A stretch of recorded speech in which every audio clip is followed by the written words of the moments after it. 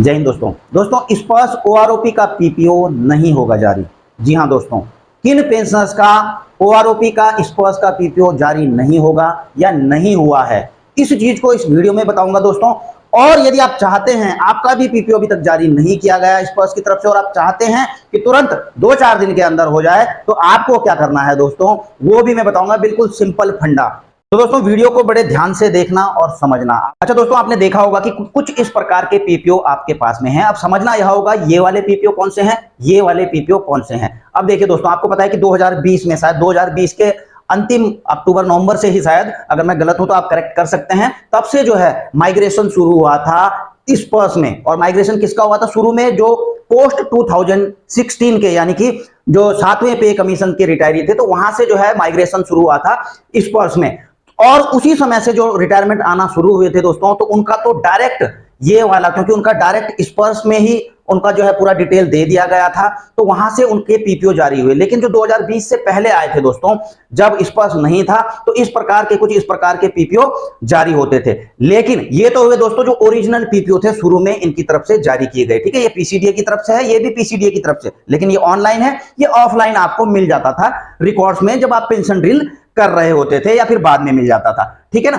अब दोस्तों हुआ क्या कि जब स्पर्श में माइग्रेशन हुआ, तो इनका भी जो है पीपीओ जारी किया गया इस प्रकार का। लेकिन वो ओरिजिनल पीपीओ नहीं था दोस्तों, ये एक कॉरेजेंडम पीपीओ था। जी हां दोस्तों, कॉरेजेंडम पीपीओ था। ओरिजिनल इनका यही पीपीओ था, और एक नया स्पर्श का पीपीओ नंबर भी इनको मिल गया। लेकिन माइग्रेशन तो सबका हुआ स्पर्श में, लेकिन जो कॉरेजेंडम पीपीओ जारी हुआ वो सब पेंशनर्स के जारी नहीं हुए। कुछ के तो जारी हो गए, लेकिन कुछ के नहीं हुए। इसका क्या कारण है दोस्तों, इस वीडियो में बताऊंगा। और कैसे करके जारी होंगे, क्या आपको करना है, इस चीज के बारे में आगे वीडियो में बताऊंगा। सबसे पहले दोस्तों देखिए, आपके जो पीपीओ हैं स्पर्श के, जो कॉरेजेंडम पीपीओ हैं, क्यों जारी नहीं हुए, इनके कुछ कारण लिखे हुए हैं, इस चीज को समझ लीजिए। सबसे पहला कारण दोस्तों, जब स्पर्श में माइग्रेशन हुआ, तो कई पेंशनर्स ने पीडीवी यानी कि पेंशनर्स डेटा वेरिफिकेशन नहीं किया। और जब उन्होंने पेंशनर्स डेटा वेरिफिकेशन नहीं किया, तो जो उनकी डिटेल्स थी दोस्तों, उसमें उन्होंने ना कोई चेंजमेंट किया, ना कोई करेक्शन किया, और वो ऐसे ही चलता रहा, जिसके कारण जो है वहां पर उनके कोई भी कॉरेजेंडम, क्योंकि डिटेल में कोई चेंजमेंट नहीं था, इसलिए स्पर्श ने उनके पीपीओ जारी नहीं किए। लेकिन जिन्होंने पेंशनर्स डेटा वेरिफिकेशन के कुछ करेक्शन किया, कुछ चेंजमेंट किया, क्या चेंजमेंट क्या करेक्शन मैं आपको आगे बताऊंगा, तो उनके जरूर कॉरेजेंडम पीपीओ जारी हो गए। दूसरा कारण दोस्तों, pension not revived after migration to Sparsh. जी हां दोस्तों, जिनका पेंशन स्पर्श में माइग्रेशन होने के बाद रिवाइज नहीं हुआ है, चाहे वो ओआरओपी का जो सेकंड रिवीजन हुआ हो उसके तहत हुआ हो, या फिर किसी ने ग्रीवेंस डाली हो, कुछ गलत पेंशन वहां पर आ रही हो, ठीक है ना, वहां पर अगर कुछ भी कार्रवाई ऐसी नहीं हुई है, तो उनको भी पीपीओ जारी नहीं किए गए। आप इस चीज को समझ रहे होंगे।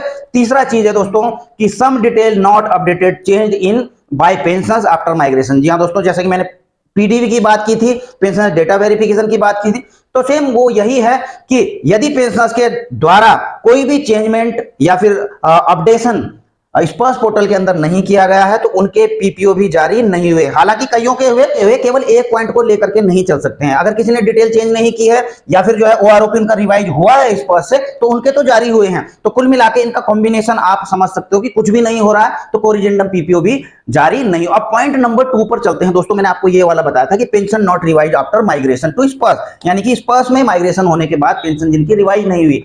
अब ऐसे में दोस्तों सवाल पैदा होता है कि ओआरओपी रिवीजन बट फिर भी पीपीओ स्पर्श में जनरेट नहीं हुआ, क्योंकि मुझे ऐसे भी पेंशनर्स मिले जब वो कह रहे थे कि हमारा कॉरेजेंडम पीपीओ जारी क्यों नहीं हुआ सर। तो मैंने उनको कहा कि जो आपकी ओआरओपी का सेकंड रिवीजन आपका रिवाइज नहीं हुआ होगा। उन्होंने कहा बिल्कुल हुआ है, हमको लागू भी था, हमारी बड़ी भी है पेंशन, लेकिन उसके बावजूद भी जो है हमारा कॉरेजेंडम पीपीओ जारी नहीं किया। तो बड़ा डाउट है दोस्तों, आप लोगों का भी होगा। इस चीज को पहले मैं क्लियर कर देता हूं। देखिए, आप इस चीज को समझिए। पहला पॉइंट समझिए दोस्तों कि bank revised OROP then migrate to Sparsh. जिनका ओआरओपी के तहत रिवीजन बैंक के द्वारा कर दिया गया, उसके बाद वो स्पर्श में माइग्रेट हुए हैं, तो उनका स्पर्श ने कॉरेजेंडम पीपीओ जारी नहीं किया। आप समझ गए इस पॉइंट को। दूसरा पॉइंट, अगर जो है स्पर्श में माइग्रेशन होने के बाद आपकी पेंशन रिवाइज हुई है, चाहे वो ओआरओपी के तहत हुई है, तो उनका कॉरेजेंडम पीपीओ जारी किया गया है। आप समझ गए कि बैंक ने पहले रिवाइज कर दिया, उसके बाद माइग्रेट किया स्पर्श में, तो उनका तो नहीं हुआ, लेकिन माइग्रेशन होने के बाद यानी कि स्पर्श में पेंशन जाने के बाद रिवाइज हुआ है तो उनका जरूर जारी हुआ है दोस्तों। अगला कारण, कई पेंशनर्स के 5, 6, 7 कॉरिजेंडम पीपीओ भी आप देखना दोस्तों डॉक्यूमेंट्स में जाकर के कॉरिजेंडम पीपीओ में किसी के 1, 2, 3, 4, 5, 6, 7, 7 तक हो रखे हैं, ज्यादा भी हैं किसी के। तो इसके भी कुछ कारण है दोस्तों। Due to insufficient data, clerical error, जब बैंकों से आपका डेटा स्पर्श पीसीडीए के लिए भेजा गया तो कई डेटा वहां पर मिसिंग था, ठीक है ना। और दूसरा कारण क्लेरिकल एरर तो बहुत ज्यादा थी दोस्तों, क्योंकि वहां पर जो है जो पेंशन के स्पेशलिस्ट बैठे हुए हैं, बिल्कुल डेडिकेटेड हैं, तो उनकी वजह से भी जो है आप लोगों की कईयों की पेंशन जो है रॉन्गली रिवाइज की गई। आपने देखा भी होगा पेटी ऑफिसर का केस, लेडी सीमेन, ठीक है ना। और इसके अलावा भी दोस्तों कईयों के पेंशन कुछ रिवाइज करने थे, कुछ रिवाइज कर दिए, कहीं ना कहीं कुछ क्लेरिकल मिस्टेक्स हुई तो कुछ इनसफिशिएंट डेटा की वजह से ये काम हो गया। अब इसमें भी दोस्तों हुआ क्या कि कईयों ने फिर उसके बाद ग्रीवांसेस डाली, ठीक है ना। एक चीज की ग्रीवांस डालते थे, एक चीज की ग्रीवांस डाली तो वहां पर उन्होंने बेसिक तो ठीक करी, लेकिन उसको डिसेबिलिटी मिलती थी वो सही नहीं करी। तो एक चीज सही कर रहे हैं, दूसरी वैसे रहने दे रहे हैं। वो डिसेबिलिटी वाला उसके बाद जब ग्रेवांश डाली तो फिर लगातार दूसरा कॉरिजेंडम पीपीओ, तीसरा कॉरिजेंडम पीपीओ जारी हुआ, वो वाला हुआ तो कम्यूटेशन गलत, फिर दोबारा जो है तिबारा चौबारा वहां से ग्रेवांश डाल रहे हैं, एक चीज सही कर रहे हैं, दूसरी चीज गलत कर दे रहे हैं। और ऐसा चीज हुआ है दोस्तों, मैं आपको बता दूं, मैंने खुद ही डाली तो उनके भी 6, 6, 7, 7 पीपीओ जारी हो चुके हैं, लेकिन एक चीज सही कर रहे हैं, दूसरी मतलब क्योंकि ये बड़े डेडिकेटेड बैठे हुए, कुछ कुछ तो वहां पर पेंशन के स्पेशलिस्ट हैं, इसलिए वो बड़े डेडिकेटेड हैं, इसलिए काम हो रहे हैं। उनको एक एक छोटी छोटी चीज बतानी पड़ रही है कि इसको ऐसा करिए, इसको ऐसा करिए। अब तो ऐसा बताना पड़ रहा है उनको, मैं बताऊंगा आपको, एक लेटर ऐसा लिखा है मैंने। और ऐसा ही पर्सनल डिटेल, फैमिली डिटेल में जैसे कि मैंने आपको कहा है कि वहां पे इनसफिशिएंट डेटा की वजह से या डेटा एंट्री नहीं हो पाई है सही तरीके से, तो कई डिटेल मिसिंग है वहां पर। फैमिली डिटेल हो गई, वहां पर डिपेंडेंट के नाम नहीं है, कुछ ऐसे नहीं है, किसी ने ये चीजें सही करवाई हैं तो लगातार जो है इनके पीछे कॉरिजेंडम पीपीओ जारी होते रहे। इसलिए दोस्तों किसी किसी के 5, 5, 6, 6, 7, 7 भी कॉरिजेंडम पीपीओ जारी। अब कैसे और कब होगा पीपीओ जारी? अब सवाल यह पैदा होता है कि किस प्रकार से, क्योंकि यही आप सोच रहे होंगे कि भाई हमें तो ये वाला सवाल इसका जवाब चाहिए कि अब होगा कैसा, आप ये बताइए, बस बाकी सारी चीजें छोड़ दीजिए। देखिए इसके दो चीजें हैं, एक तो आपके द्वारा आप खुद ही करवा सकते हैं वहां पर अपना कॉरिजेंडम पीपीओ जारी, और दूसरा पॉइंट है स्पर्श के द्वारा जल्द आपका पीपीओ जारी कर दिया जाएगा। अब पहले पॉइंट पर आता हूं, दूसरा पॉइंट मत छोड़ देना, ये भी बड़ा महत्वपूर्ण है। तो पहले पॉइंट पर आता हूं कि आपके द्वारा किस प्रकार से किया जाएगा। देखिए आपके द्वारा मैं आपको सीधा स्पर्श की साइट में ले चलूंगा, ठीक है ना। आपके द्वारा दो चीजें हैं, एक तो यदि आपकी कोई गलत पेंशन आ रही थी, कुछ गलत पेंशन का एलिमेंट आ रहा था, आपने ग्रेवांश डाली स्पर्श में या सीपी ग्राम में, तो उसके बाद वहां पर अगर उसमें करेक्शन होता है, सही होती है, तो वहां पर आपका कॉरिजेंडम पीपीओ भी जारी होता है। पहला तो यह है। दूसरा है स्पर्श में लॉगिन करके आपने कुछ डिटेल में चेंज करके। अच्छा दोस्तों, वीडियो में आगे बढ़े तो आपसे आग्रह करना चाहूंगा कि जब आप वीडियो देख ही रहे हैं तो कम से कम वीडियो को लाइक जरूर कर देना, और जो सब्सक्राइब का बटन आ रहा होगा नीचे दोस्तों काला काला सा, अगर आपने सब्सक्राइब नहीं किया है तो चैनल को जरूर सब्सक्राइब कर लें ताकि आपको इसी प्रकार की वीडियोज मिलती रहें। तो मैं लेके चलता हूं दोस्तों, यहां है स्पर्श का पोर्टल। आपको क्या करना है, एक तो मैंने बता दिया कि ऐसे होगा, दूसरा आपको क्या करना है दोस्तों, अगर आप यहां पर जाएंगे माई प्रोफाइल में, ठीक है ना, आपने स्पर्श में लॉगिन किया, माई प्रोफाइल में जाते हैं तो आपको यहां पर दिख रहा होगा मैनेज प्रोफाइल। मैनेज प्रोफाइल को जब आप क्लिक करेंगे तो आपके पूरी डिटेल इसमें आ जाती है। कुछ डिटेल्स हैं दोस्तों, अब आप इन चीजों को समझिए, इन डिटेल्स को समझिए। Personal detail, service detail, family detail, bank detail, other detail, nominee detail, documents. अब आपको इनमें से कुछ चीज अगर आप चेंज करते हैं दोस्तों, जैसे कि अभी हम पर्सनल डिटेल में हैं, ठीक है ना, आपने यहां पर कुछ करेक्शन किया, अपना आपका आधार नहीं था, पैन नहीं था, आपने यहां पर उनको डाला, ठीक है। या फिर अब देखिए मैं यहां पर यह नहीं कहूंगा कि आपने अपना मोबाइल नंबर या ईमेल आईडी डाला और उससे आपका नया पीपीओ जारी होगा, नहीं। अगर आपने कुछ एड्रेस में बदलाव किया है अपना, ये देखिए आपका एड्रेस आ जाता है यहां पर, ये पूरा एड्रेस में बदलाव किया, और करना कैसे है, यहां पर पेंसिल मार्क आता है दोस्तों, पेंसिल मार्क को क्लिक करोगे तो आगे जो है खुल जाएगा ये, आप उसको बदली कर सकते हैं। बदली करेंगे तो लास्ट में डॉक्यूमेंट्स मांगेगा, अपना आधार उधार जिसमें एड्रेस मेंशन हो। प्रेजेंट एड्रेस कर सकते हैं, आपको यह भी बता दूं दोस्तों, जो आपका प्रेजेंट एड्रेस है वो कर सकते हैं, उसको पार्टी ऑर्डर कराने की जरूरत नहीं है आपको, वो आपका यहाँ हो जाएगा, बस आपने उसका एड्रेस प्रूफ यहाँ पर अपलोड करना है। दूसरा चीज दोस्तों, दूसरा अगर आप सर्विस डिटेल में जाते हैं, अब देखिए दोस्तों सर्विस डिटेल में तो आप फालतू छेड़ाखानी ना ही करें, तो बेहतर है। अगर करेंगे भी दोस्तों तो वो पहले रिकॉर्ड वेरिफिकेशन के लिए जाएगा। अगला है दोस्तों फैमिली डिटेल। आपने फैमिली डिटेल में जाकर के देखा होगा कि कईयों के फैमिली डिटेल्स ही यहाँ पर मेंशन नहीं है।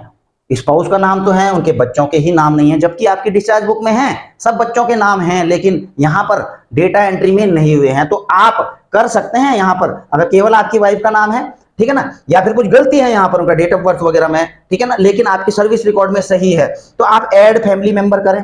अपने बच्चों का नाम यहाँ पर, हो सकता है बाद में आपको जो है रिटायरमेंट के बाद भी कोई बच्चे हुए हों या पार्ट ऑर्डर कराया हो, आपने यहाँ पर मेंशन नहीं है, या आपके जो भी सर्विस रिकॉर्ड में है, तो आप यहाँ पर आराम से ऐड फैमिली मेंबर करके एक एक करके जोड़ सकते हैं। इनके जो पार्ट ऑर्डर की कॉपी है या फिर जो आपके पास में डिस्चार्ज बुक में अगर उसमें मेंशन है, तो उसका जो है आपने यहाँ पर क्या कर देना है, अपलोड कर देना है डेटा, ठीक है ना। तो कर सकते हैं आप इसको। हाँ, कुछ के सवाल थे कि हमने गलती से स्पाउस का नाम डिलीट कर दे, ये डिलीट का बटन गलती से मत दबा देना दोस्तों, ये सीधा रिमूव हो जाता है, ठीक है ना, पूछता भी नहीं है कि आपको रिमूव कर दिया, रिमूव हो जाता है, दिक्कत होती है। तो अगर ऐसा हो भी गया है कोई बात नहीं, आप जो है इसको दोबारा से ऐड कर सकते हैं, ठीक है ना। अगला है बैंक डिटेल। मतलब आपने फैमिली डिटेल में बोलने का मतलब यह है कि अगर आपने फैमिली डिटेल में कुछ बदलाव किया है तो आपका कॉरिजेंडम पीपीओ जारी होगा। कॉरिजेंडम पीपीओ में ये डिटेल भी मेंशन रहेगी जैसे इसका वेरिफिकेशन हो जाता है। फिर बैंक डिटेल में यदि आपने अकाउंट या दूसरा बैंक चेंज कर दिया है, आप चाहते हैं दूसरे बैंक में मेरी पेंशन आए, आपने यहाँ पर अपना बैंक अकाउंट नंबर चेंज कर दिया, आईएफएससी चेंज कर दिया, ठीक है ना, और उसके बाद आपने क्या किया, यहाँ पर कैंसिल चेक लगा दिया, तो उसके बाद भी आपका कॉरिजेंडम पीपीओ जारी हो जाता है, ठीक है। बाकी अदर डिटेल्स हैं दोस्तों, इन पे ना जाएं तो, लेकिन मैं ये जो दो तीन चीजें हैं, बैंक डिटेल, फैमिली डिटेल में करते हैं आप, पर्सनल डिटेल में एड्रेस वगैरह करते हैं आप चेंज, तो आपका कॉरिजेंडम पीपीओ जारी हो जाएगा। आई होप कि आप इसको समझ गए होंगे। मैं इस चीज का वीडियो भी बनाया हुआ है दोस्तों कि आपने किस प्रकार से अपने बैंक अकाउंट नंबर चेंज कर सकते हैं, ये सारी चीजें मैंने वीडियोज बनाई हुई हैं। अब ये तो था कि आप किस प्रकार से करवा सकते हैं, आपके हाथ में क्या है, लेकिन जो अब आपके हाथ में नहीं है वो बताता हूं कि किस प्रकार से अब आपके पीपीओ जल्द ही जारी होंगे। आपको पता है दोस्तों कि अब ओआरओपी का तीसरे का रिवीजन होना है 1 जुलाई से। अब जल्द ही इनके जो है टेबल आ जाएगी, चार्ट आ जाएंगे, इसका भुगतान भी जल्दी आपको हो जाएगा, ठीक है ना। तो प्रक्रिया से पहले जो जिन को भी ओआरओपी लागू है या फिर जिनकी पेंशन में बदलाव होगा, बढ़ोतरी होगी, तो उनका ओआरओपी 3 के तहत कॉरिजेंडम पीपीओ जारी किया जाएगा स्पर्श पीपीओ के द्वारा।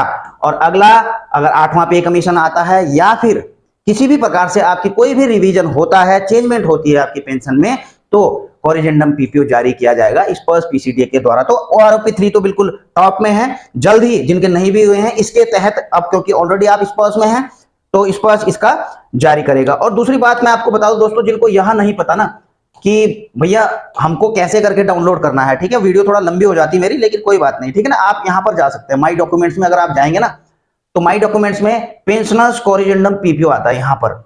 अब देखें यहाँ पर जैसे 2 पीपीओ हो रखे, ठीक है, मैं बताया ना आपको 5-6 भी हो रखे किसी किसी के। तो इस प्रकार से आप जब इसको करोगे तो यहाँ पर से इजीली पीडीएफ में उसको डाउनलोड कर सकते हो। तो दोस्तों ये थी पूरी जानकारी। वीडियो अगर आपको अच्छी लगी हो तो इसे लाइक शेयर कर सकते हैं, चैनल में नए हैं तो चैनल को सब्सक्राइब करके बेल आइकन का घंटा दबा सकते हैं, ताकि आपको मेरी आने वाली वीडियोज की नोटिफिकेशन मिलती रहे। जल्द मिलेंगे नई वीडियो में नई जानकारी के साथ। जय हिंद, वंदे मातरम।